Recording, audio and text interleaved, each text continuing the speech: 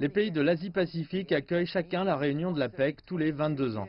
Et depuis la nouvelle année, la Malaisie avait fait la promotion et attend avec impatience sa chance d'accueillir ce qui aurait dû être un rassemblement géant de dirigeants politiques et d'entreprises.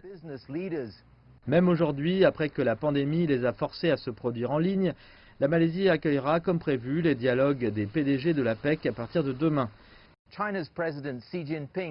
Il y aura des discours d'ouverture du président chinois Xi Jinping et d'autres dirigeants, ainsi que des tables rondes auxquelles participeront des chefs d'entreprise du monde entier. Le thème, sans surprise, est priorité à la suite de la pandémie. Vendredi soir, les dirigeants des économies d'Asie et des Amériques se réuniront virtuellement sur le thème de la construction d'un avenir résilient de prospérité partagée.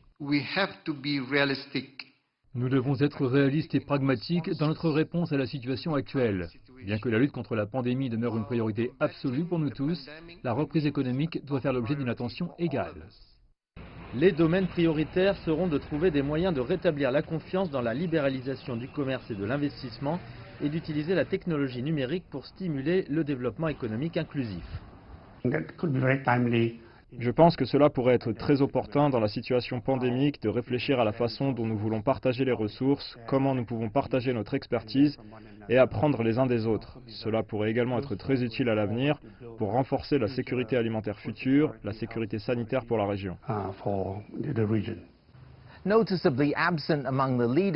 Le président américain Donald Trump sera visiblement absent parmi les dirigeants, comme lors des récentes réunions de l'ASEAN.